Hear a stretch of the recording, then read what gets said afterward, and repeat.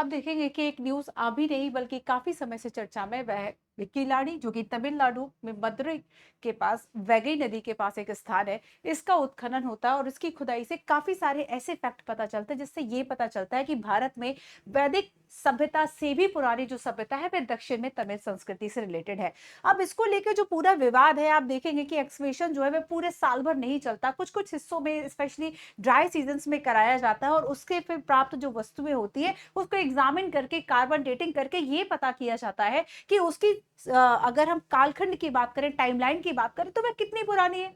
तो अब देखो कि अब एक जो विवाद इस सभ्यता के बाद अभी आता है कि अगर किलाड़ी की जो खोज है और जो इसकी खुदाई एक्सकवेशन है अगर ये जारी रहता है तो इससे और भी कई ऐसे पुराने और ऐतिहासिक चीजें मिल सकती है जिससे ये बात प्रूफ हो जाएगी कि वैदिक एज से ज्यादा ये है। अब देखो नॉर्थ वर्सेस साउथ का इसमें पॉलिटिकल इशू जो है वह शुरू हो गया और हाल ही में फिर से जब ऑलरेडी साउथ को लेकर काफी सारे विवाद चल रहे हैं, चाहे डिलिमिटेशन की बात करें, है ना, तो जब ऑलरेडी कई विवाद चल रहे हैं तो उसमें फिर से ये मुद्दा आ गया। तो बेसिकली है क्या कि अगर किलाड़ी जो है जो कि तमिलनाडु में दक्षिण भारत तमिल संस्कृति की बात करें कि अगर यहाँ पर ये प्रमाण साक्ष्य रूप से मिल जाता है जो कि अब तक मिल भी गए कि शायद वैदिक एज से भी पुराना सभ्यता यहाँ पर था, तब ऐसे में जो दक्षिण तमिल संस्कृति है वो ज्यादा महत्वपूर्ण हो जाएगी। तो अब यहाँ पर हुआ क्या कि बेसिकली पहले इस खुदाई को रुकवा दिया गया, फिर जो भारतीय पुरातत्व सर्वेक्षण के द्वारा ये कहा गया कि ये जो सभ्यता है इसके कुछ डेटा चेंज किए गए। जब डेटा चेंज किए गए तो जो पॉलिटिकल पार्टीज कहती हैं कि आप नॉर्थ की संस्कृति जो है उसको ज्यादा महान बताना चाहते हैं, जबकि आंकड़े और साक्ष्य जो है वह कुछ और कहते हैं। बाद में मामला पहुंचता है सुप्रीम कोर्ट। जब सुप्रीम कोर्ट मामला पहुंचा तो उसमें कहा कि अब आगे का जो यहाँ पर खुदाई का काम है वो तमिलनाडु की जो गवर्नमेंट है वह देखेगी, है ना, ताकि आंकड़ों के साथ बदलाव और छेड़छाड़ ना किए जाए। अब देखो यूपीएससी के लिए इंपॉर्टेंट क्यों, ये तो था पूरा मुद्दा। इसके पहले मैं आपको बाकी सारी बातें बताऊं, जरा ये समझो कि यूपीएससी के लिए जीएस पेपर 1, जीएस पेपर 2 और जीएस पेपर 4 सबसे रिलेटेड है ये टॉपिक। जीएस 1 में अगर क्वेश्चन आएगा कि भारतीय संस्कृति की जो किलाड़ी का अध्ययन है वो ये बताता है कि भारत की संस्कृति बहुआयामी और क्षेत्रीय है और पूर्व वैदिक और गैर संस्कृत परंपराओं की झलक है। अब तक हम मानते हैं वैदिक एज जिसमें कि संस्कृत भाषा थी कि वो जो भाषा है, वो जो इरा है वो सबसे ज्यादा प्राचीन है। अब ये आएगा कि इस वैदिक संस्कृति इतिहास से भी पुरानी किलाड़ी की सभ्यता है, ठीक है, दक्षिण भारतीय सभ्यता है।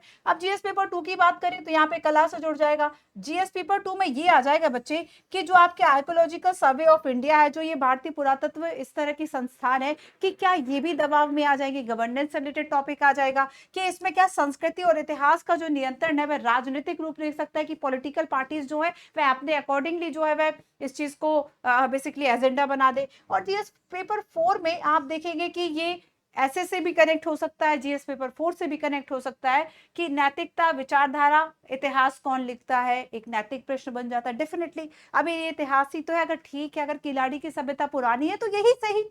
जो आंकड़े कहते हैं, जो खोज कहती है वही सही। लेकिन अगर आप इसको पॉलिटिकल कंट्रोवर्सी अगर क्रिएट करते हैं तो इतिहास कौन लिख रहा है, क्या जो पॉलिटिशियंस है वो इतिहास लिख रहे हैं अपने लाभ के आधार पर? तो यहाँ पर इस तरह की चीजें ना हो, है ना। और निबंध में आ सकता है कि भाई जो संस्कृति है सशक्तिकरण का माध्यम है, ये राजनीतिक औजार है, आप इस तरह से लिखिएगा इस चीज को। तो आइए थोड़ी सी बात हम करते हैं कि हाल ही में हुआ क्या। देखो बच्चों 2023 में अपनी रिपोर्ट जो है डॉक्टर अमरनाथ रामकृष्णन ने जमा की और इसमें यह कहा कि संगम युग की एक संगम युग आप देखेंगे कि ये काल जो है वह 300 बीसीई से लेकर 300 एडी तक का काल था, है ना। या फिर अगर हम वर्षों की बात करें तो 2300 वर्ष से लेकर 1700 वर्ष के बीच का जो काल है संगम काल, बड़ा ही महत्वपूर्ण काल है, यूपीएससी के लिए बड़ा इंपॉर्टेंट है। और अगर मैं तिथियों की गणना करना आपको सिखाऊं बच्चे तो आप देखेंगे कि ईसा मसीह का जो जन्म है उसके बाद वाली घटनाओं, उसके बाद वाले कालखंड को कॉमन एरा ईसवी कहते हैं और उसके पहले जो है वह बिफोर कॉमन एरा ईसा पूर्व कहते हैं। और ये जो बिफोर कॉमन एरा इसकी तिथियां घटती है, मतलब 100-500 नहीं होगा, बल्कि कैसा होगा कि पहले 3000 है, फिर 1500 है, फिर 500 है, फिर 100 है, 100 बीसीई होगा और देन फिर एडी से स्टार्ट होगा। तो अब यहाँ पर क्या है कि ये जो घटती हुई तिथियां आपने देखा कि भाई लगभग 3300 ईसा पूर्व जो है हड़प्पा सभ्यता है, 1500 500 के आसपास देखेंगे वैदिक सिविलाइजेशन है। अब संगम काल की जो एज यहाँ पर 300 के आसपास आ रही है, आप देखेंगे कि कुछ इसमें घटनाएं ऐसी मिलती है, कुछ ऐसे साक्ष्य मिलते हैं कि ये 800 तक जा रही है। और अगर ये 800 तक जा रही है तो ये वैदिक सभ्यता को क्रॉस कर देगी, इसलिए इसका एग्जीबिशन खुदाई बार बार रुकवा रही है सरकार। तो यहाँ पर बच्चे किलाड़ी की अगर हम बात करें कि यहाँ पे अभी तक 600 के जो साक्ष्य पे मिल चुके हैं और कुछ ऐसी वस्तुएं भी मिली है जिनका कार्बन डेटिंग से उनका काल अगर हम जाने तो वो 800 के आसपास है। ठीक है, अब देखो विवाद क्या हुआ। विवाद ये हुआ बच्चे कि किलाड़ी की जो खोज है दक्षिण भारत में समानांतर या उससे पहले की सभ्यता थी, और अब तक जो ये हम एक नॉर्थ सेंट्रिक अप्रोच मानते थे कि उत्तर भारत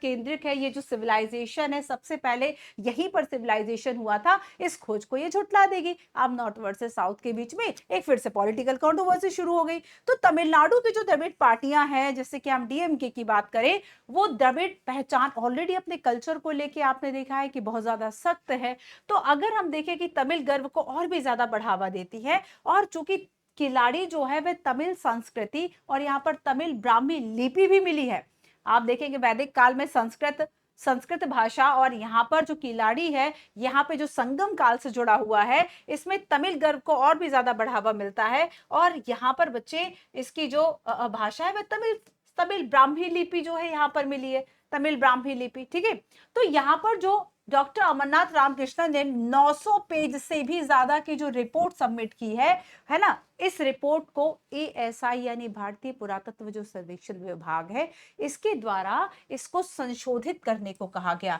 और जब इसको बदलने के लिए कहा गया तब यहाँ पर तमिल दलों ने क्या कहा, साउथ की जो पार्टीज उन्होंने ये कहा कि ये तो आप इतिहास को बदलने की कोशिश कर रहे हैं, आप साक्ष्य को बदलने की कोशिश कर रहे हैं। ठीक है, और आप क्या कर रहे हैं कि जो वैदिक कथा है उसको प्राथमिकता दे रहे हैं। तो मुद्दा तो ऑलरेडी इतने ज्यादा पॉलिटिकल इश्यूज चल रहे हैं साउथ के साथ, एक और जो मुद्दा है ये भी काफी समय से चल रहा है। आप देखेंगे 2017 के आसपास से ये जो बहुत हीटअप हुआ था ये इशू पॉलिटिकल पार्टीज के बीच में। अब यहाँ पर मिला क्या क्या है, यहाँ पर जैसे कि हम पक्की ईंटों से बने हुए मकानों की बात करें, नालियां है, कुएं है, और भी कई ऐसी संरचनाएं हैं, मृदभांड है, ये सारी चीजें जो है वह मिली है और कार्बन डेटिंग से पता चला कि ये काफी पुरानी है। ठीक है, चलिए, तो यहाँ पर देखो कि विवाद का मेन कारण जो है वह साउथ एंड नॉर्थ के बीच में है कि अब तक अगर आप वैदिक काल को ज्यादा स्ट्रांग मान रहे थे, कि अगर हम वैदिक इरा की बात करें, स्पेशली जो आप जैसे कंबोज है ना, या फिर आप गांधार की बात करें, या फिर उसके बाद वाले जो उत्तर वैदिक सभ्यता की बात, जैसे आपने पांचाल है, काशी है,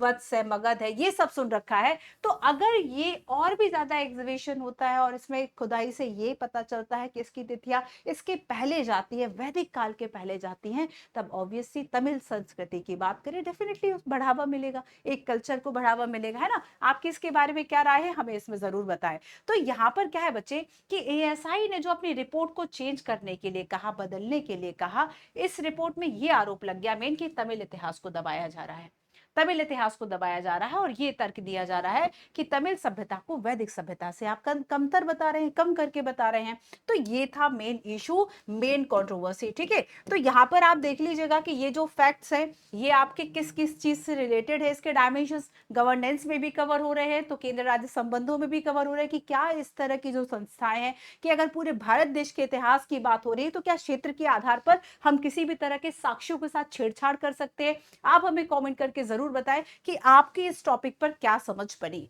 थैंक यू सो मच।